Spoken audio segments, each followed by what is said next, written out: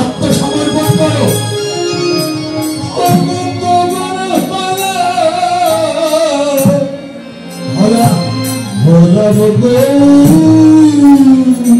তুমি আমার, তুমি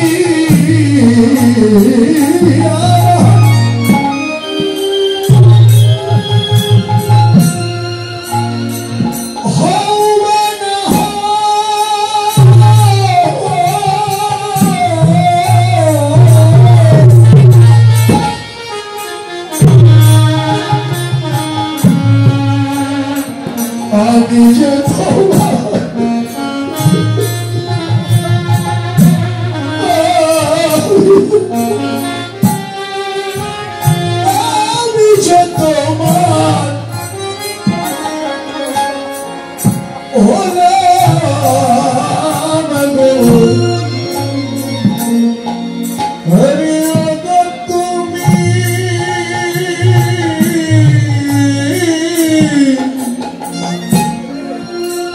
আত্মসমর্পণ এছাড়া গতি না।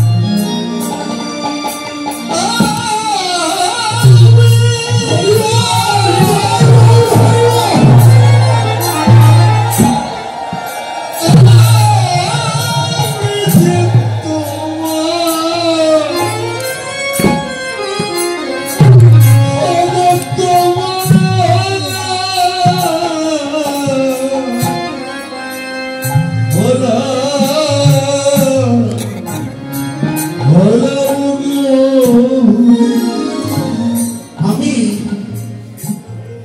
আমার যা কিছু সবই তোমায় দিলাম, তবে আমার তো কিছু নেই। আমার কি আছে? আমি কে? আমি তো কেউ নই ভাই। আমি কে? আমি কেউ নই। যতক্ষণ আমি আছি ততক্ষণ তিনি নেই। যতক্ষণ আমি আছি ততক্ষণ তিনি নেই। যখন আমি আমার আমিত্বকে ভুলে যেতে পারবো, গৌরে আমার কিছু নয়, যা কিছু সবই তোমার, আমিও তোমার।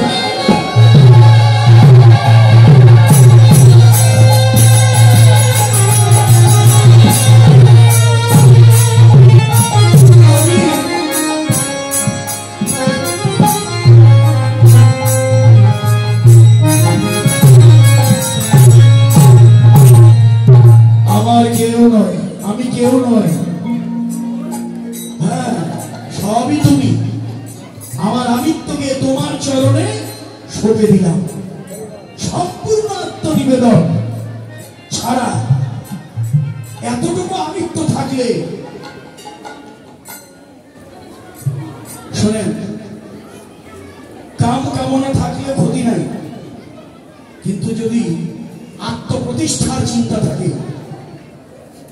প্রতিষ্ঠা শুকরের বিষ্ঠা, প্রতিষ্ঠা হলো শুকরের বিষ্ঠা, ওটা যতক্ষণ আমার মধ্যে থাকবে ততক্ষণ গৌর গোবিন্দ কৃপা লাভ হবে না। আমি কিছু চাই না, আমার কোনো পরিচয় নেই, আমি কেউ নই। এ প্রশ্ন কে করেছিল? সনাতন গোস্বামী মহাপ্রভুকে বলেছিল, প্রভু তোমার কাছে প্রশ্ন, একটি নয়, দুটো নয়, তিনটি প্রশ্ন। তিনটি প্রশ্ন কি? প্রথম প্রশ্ন, আমি কে? আমার পরিচয় কি বলে দাও, আমি কে? কেন আমি ত্রিতাপ জ্বালায় জর্জরিত হই? এটা দ্বিতীয় প্রশ্ন। এই যে আমার ত্রিতাপ জ্বালা কেন আসে, এটা তো 2 নাম্বার প্রশ্ন। তৃতীয় প্রশ্ন, কেমন করে আমি ত্রিতাপ জ্বালা হতে পরিত্রাণ পাবো? বলো। প্রথম প্রশ্নের উত্তর দিতে গিয়েই বললেন, আমার পরিচয় জীব নিত্য কৃষ্ণ দাস। আমার পরিচয়, আমি গোবিন্দের নিত্য দাস। দাসত্ব যদি করতে হয়, গোবিন্দের দাসত্ব করো, মোহ মায়ার দাসত্ব করো না। কিন্তু আমি তো তাই করি, আমি তো মোহ মায়ার দাস। আমার পরিচয় আমি ভুলে গেছি। আমাদের গুরুদেব ডক্টর মহানামব্রত ব্রহ্মচারী, তিনি গ্রন্থ লিখতে গিয়ে বললেন, প্রথম ভূমিকায় তার পরিচয় দিলেন দাস মহানামব্রত। তিনি কিন্তু পিএইচডিধারী, ডক্টরেট, ট্রিপল এমএ, অনেক ভিশন তার, কিন্তু তারা তাদের পরিচয়টা আড়াল রাখে, লুকিয়ে রাখে। হ্যাঁ, হও, অনেক উন্নত হও। এই যে আমার ডক্টরেট এখানে বসে আছে, আমার নিখিল, আপনারা কিন্তু তাকে বুঝতেই পারবেন না তিনি কত বড় পণ্ডিত। ভারতবর্ষ থেকে সম্প্রতি তিনি ডক্টরেট করে এসেছেন ধর্মের উপরে। দেখেন তার বেশভূষাটা কি, বৈষ্ণবের বেশ ধারণ করে গলায় মালা তিলক চক্র নিয়ে সাধুগুরু বৈষ্ণবের চরণ ধোলায় বসেছে।